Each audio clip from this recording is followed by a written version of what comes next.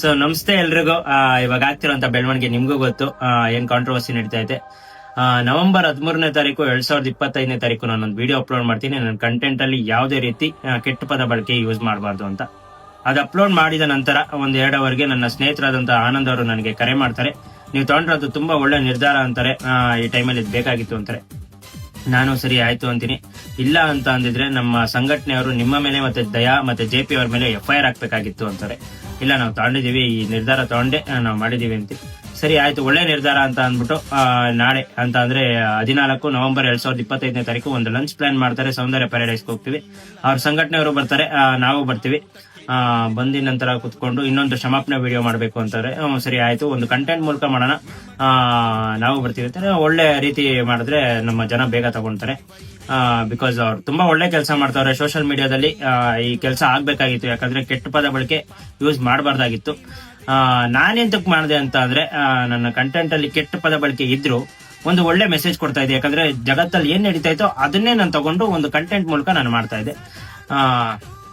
ಒಳ್ಳೇದೆ ಇರ್ಲಿ. ಯಾಕಂದ್ರೆ ಅದರಿಂದ ಒಂದು ಚಿಕ್ಕ ಮಕ್ಕಳು ಪ್ರವೋಕ್ ಆಗ್ತಾ ಇದ್ರೆ, ಅವರು ಅದೇ ತರ ಮಾಡ್ತಾ ಇದ್ದಾರೆ. ಇದು ಬೇರೆ ಕಡೆ ಹೋಗ್ತಾ ಇದೆ.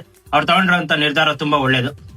ಅದಾದ್ಮೇಲೆ ಇದೇ ತರ ನೀವು ಮುಂದುವರ್ಸ್ಕೊಂಡು ಹೋದ್ರೆ ಬೇರೆ ಸಂಘಟನೆಯವರು ನಿಮ್ಮ ಮೇಲೆ ಕಪ್ಪು ಮಸಿ ಹೊಡಿಬಹುದು. ಇಲ್ಲ ಅಂತ ಅಂದ್ರೆ ಒಂದು 4 ಸ್ಟೇಷನ್ ಅಲ್ಲಿ ಕಂಪ್ಲೇಂಟ್ ಲಾಂಚ್ ಮಾಡಬಹುದು, FIR ಮಾಡಿಸ್ಬೋದು, ಮನೆ ಮುಂದೆ ಬರ್ಬೋದು.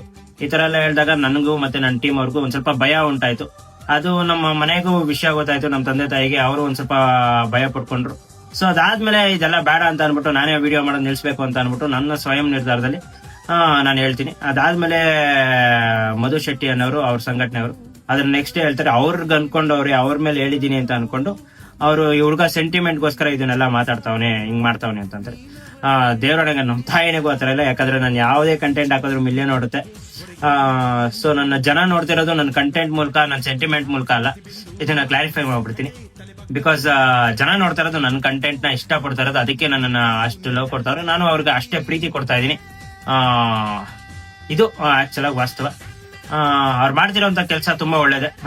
ಇದೆಲ್ಲ ಮಿಸ್ಅಂಡರ್ಸ್ಟ್ಯಾಂಡಿಂಗ್ ಅಷ್ಟೇ ನಮ್ಮ ಮಧ್ಯೆ, ಅವ್ರ ಮಧ್ಯೆ. ಸೊ ಇದೆಲ್ಲ ಇಲ್ಲಿಗೆ ಮುಗಿಲಿ. ಇನ್ನು ಮುಂದೆ ವಿಡಿಯೋ ನಿಲ್ಸ್ತೀನಿ ಅಂತ ಹೇಳಿದೆ. ಇಲ್ಲ, ಇವಾಗ ನಿಲ್ಸಿದ್ರೆ ನಂದೇ ತಪ್ಪಾಗ್ಬಿಡುತ್ತೆ. ಯಾಕಂದ್ರೆ ಇದನ್ನ ಸ್ಟಾರ್ಟ್ ಮಾಡಿದವನು ನಾನೇ, ಏನ್ ಮಾಡ್ಬೇಕಾಗಿರೋನು ನಾನೇ. ಇನ್ನು ಮುಂದೆ ಒಳ್ಳೆ ಕಂಟೆಂಟ್ ಕೊಡ್ತೀನಿ, ಒಳ್ಳೆ ಪದ ಬಳಕೆ ಯೂಸ್ ಮಾಡ್ತೀನಿ. ನಾಳೆಯಿಂದ ನೀವೇ ನೋಡ್ತೀರಾ, ಒಳ್ಳೊಳ್ಳೆ ಕಂಟೆಂಟ್ ಕೊಡ್ತೀನಿ.